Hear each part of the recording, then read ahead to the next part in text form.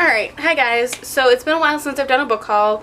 I just watched the footage from the book haul that I filmed that I never uploaded to kind of see what books were in that and which ones I had gotten since then. And I just decided to refilm that too.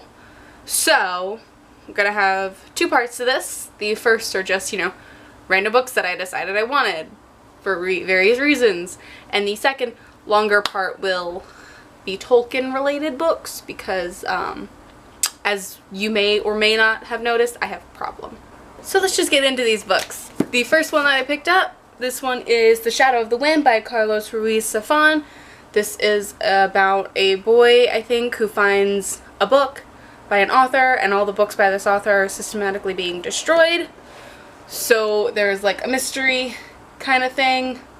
I don't really know. I've heard a lot about it and I really wanted to read it. My mom found this, and this is Chaucer's Complete Works. It was $3, so why not? Then, as you may know, I read the first book in the Mitford series. So this is the 5th novel in the Mitford series. I'm just kind of collecting them at this point. Doesn't matter what format they're in, because I don't think they've reprinted all of them yet in the nice hardbacks that I like. I also got Come Rain, Come Shine, which is, I think, the last book so far. Those are about an Episcopalian priest in a small mountain town in North Carolina. Then I was at Barnes & Noble's, and right next to a book I previously hauled, As Old as Time, there was The Beast Within. This is, I think, kind of like from the Beast's point of view. There's not really much information there or in here, so I'm just kind of speculating at this point. I think that's what it's gonna be. I also got and have read since then the Six of Crows duology. I talked about this in my video that I just uploaded a couple of days ago, that I really enjoyed these books. These are a heist duology set in the Grishaverse, which it was just fun and exciting. These next two books my mom brought for me because she thought I would enjoy them. The first one is Murder with Fried Chicken and Waffles, and the second one is Murder with Macaroni and Cheese. These are soul food mysteries. They take place in Maryland, and they have recipes in them that I would love to possibly try. I don't know yet. I haven't read them, but my mom said that these are funny. They're very enjoyable, so I can't wait to get into these. As you may know if you've been watching this channel for any length of time at all last year, I hated the one book that I've read by Stephen King thus far, but I've decided I'm going to give him 2 more chances because I already have Christine and I want to read The Shining, which I acquired at the cheapest possible price because I would like to have gotten a nice copy, but with the history I have with Stephen King, I don't count on it. The newest release in all of these books that I have is A List of Cages by Robin Rowe. This book came out in January. I've heard nothing but good things about it. It's about 2 boys who used to be foster brothers, and one of them works for like the school guidance counselor and is sent to track down this new student who just happens to be his old foster brother. And I guess watching them, their relationship grow and their brotherly thing happen is just really nice. I don't know much. But I'm definitely excited to check it out when I get the chance. This book I have also already read, and that is The Beauty and the Beast. This is the translation that was originally written by Gabrielle Suzanne Barbeau de Villeneuve. This is, I guess, a translation of the original The Beauty and the Beast. And it was okay. I really like the cover. Very pretty. And there are also like little interactive elements, and then also just full color like illustrations. So it's a really, really pretty book. Then I also found The Star Witch by Linda Winstead Jones. This is the 3rd book in the Sisters of the Sun trilogy. I acquired the first 2 previously from a thrift store. This one I got at Half Price Books, so that I now have the entire series. Then I found some manga. There are only 2 manga series that I own currently and that I would love to continue reading that I never really got past the 2nd books in.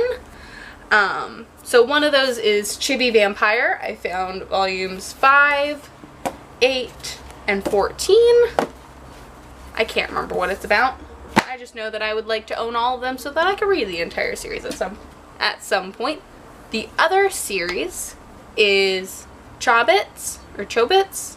I'm not sure. I read books 1 and 2, and here I found volumes 5 and volume 6.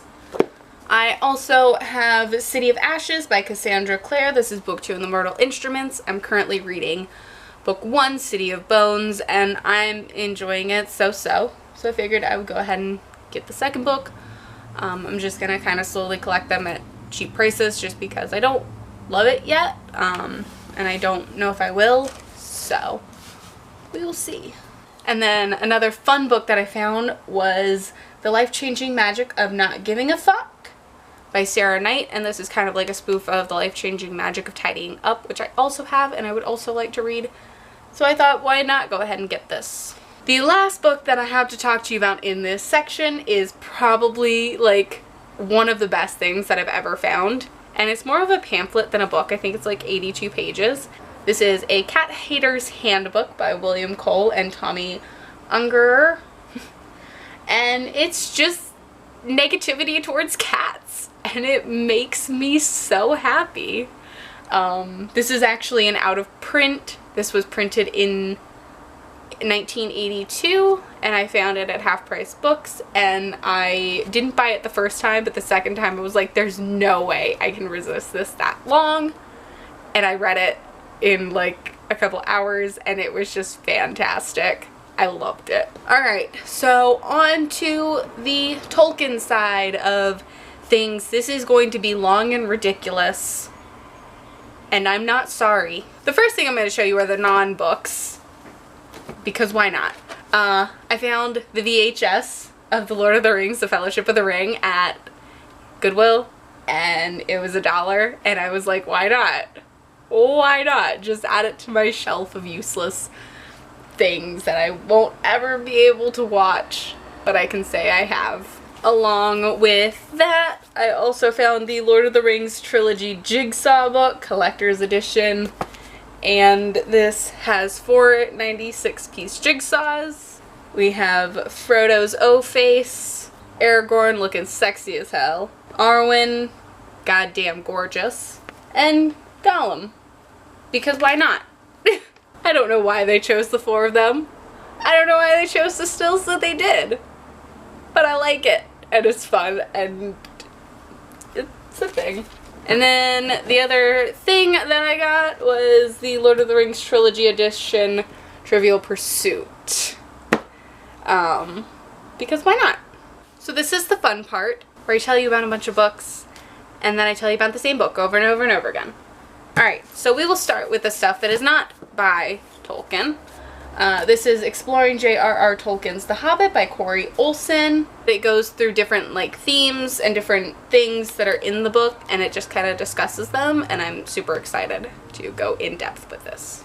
Then we have the QPB companion to The Lord of the Rings, and this is just a little book, short stories about The Lord of the Rings. I think. I don't know. I know there are some recipes inspired by The Lord of the Rings in here, and just some fun little information in this small little book thing.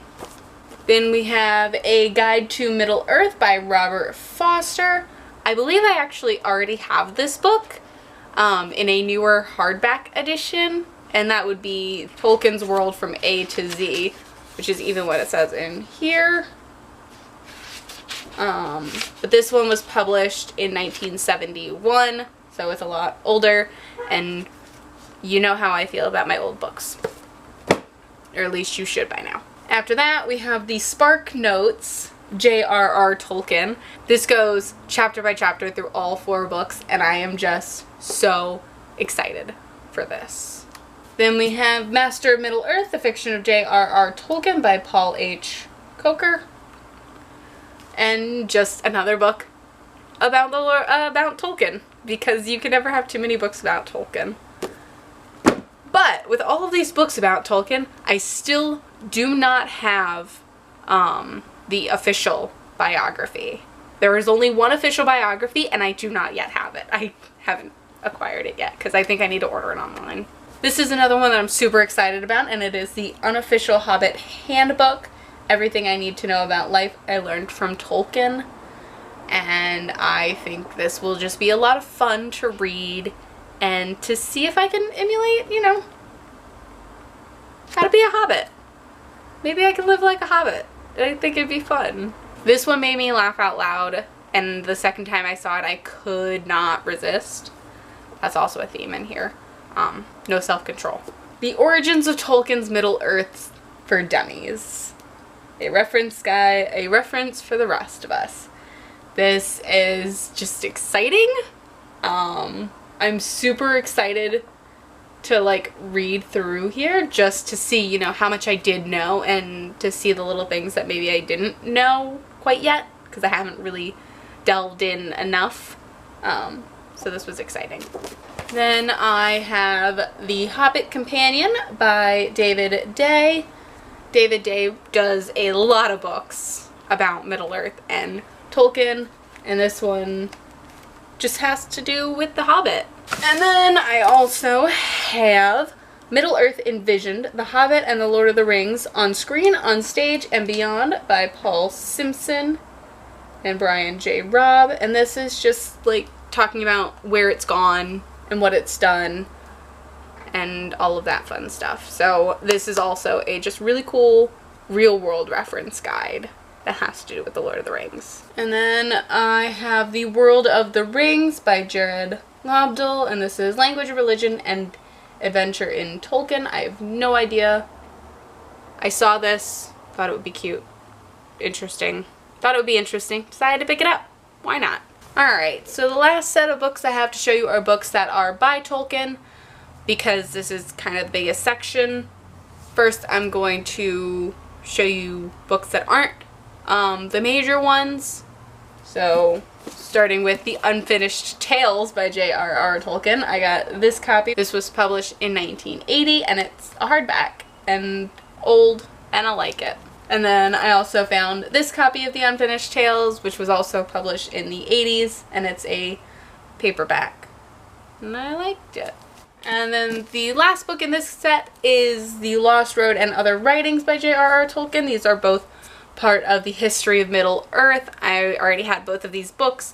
I just liked the other copies that I found, so I got them. The story of my life. Alright, so we're going to start with The Silmarillion.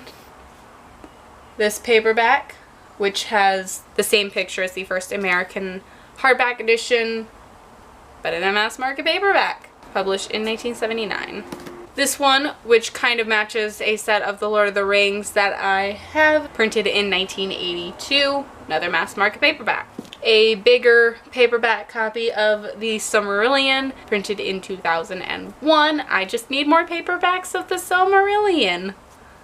Because who doesn't? And then, because I have a problem, I already have two copies of this book. This is the first American edition. I have a 8th and 10th printing, I want to say. But this is a first printing of the first American edition hardback of The Silmarillion. I couldn't pass it up. I could not pass up a first printing. Like, now I'm going to show you in terms of sets. Like, I'm going to show you sets of the trilogy where I had the entire set. Sets where I have the 4 books that all match. Sets where I'm missing a piece. And books that just don't have other books that go with them yet. So, to start, I got this box set of The Hobbit and The Lord of the Rings. Mass market paperbacks. Because I like them. The Hobbit, The Fellowship of the Ring, The Two Towers, and The Return of the King. I acquired this set of The Hobbit and The Lord of the Rings. I actually have these 3 books in hardback also, like the same covers and everything. I don't have The Hobbit, though I would love to find The Hobbit in hardback, but they're all here. We have The Hobbit, The Fellowship of the Ring, The Two Towers, and The Return of the King. Then I have this 3-volume edition, full set of the Lord of the Rings. I have the silver movie tie-in editions, and now I also have the gold tie-in editions because the little symbol is different. So we have the Fellowship of the Ring, The Two Towers, and The Return of the King. Then I also acquired movie tie-in paperbacks. We have The Fellowship of the Ring, The Two Towers, and The Return of the King. I really like these editions. These were published for the 1995 Book of the Month Club. And they're just kind of cool looking, like they're just weird. So we have The Fellowship of the Ring, The Two Towers, and The Return of the King. I just really like the artwork on these. Like, I think they're so cool. And then the last full set is one that I'm super excited about because I don't really have a lot of hardbacks of these separate editions. So I found this hardback set, and it has The Fellowship of the Ring, The Two Towers, and The Return of the King. These were published in the 1980s. So now I have some incomplete sets, the first being this set of mass market paperbacks, where we have The Hobbit, The Fellowship of the Ring, and The Two Towers. Then I found these two books, which match the hardbacks that I just showed you, kind of. Just The Two Towers and The Return of the King. They did not have The Fellowship, and I was quite sad about it. Then I have this complete set, but I already had like the one book. So it's this set of the Lord of the Rings, where I found The Hobbit, The Two Towers, and The Return of the King, because I already have The Fellowship, which is just blue instead of these colors. And I really like it. So now for just the random ones that don't kind of fit, I have this copy of The Two Towers, which was printed in the 70s. This copy of The Hobbit, which was printed in the 70s. This copy of The Hobbit, which I thought was really cool because all of my hardbacks are like super fancy, and this one's just kind of like cloth bound, simple. Then I got a movie tie-in of The Hobbit in paperback because I have movie tie-ins for The Lord of the Rings. I needed a movie tie-in for The Hobbit. And then I also got a hardback of The Hobbit, where I already have this paperback cover, just because I need more hardbacks, because I have so many paperbacks of this books, but I don't have a lot of hardbacks, so I decided to get this one. These last two books are the ones that I'm most excited about, and I just like want to brag about them because they're awesome.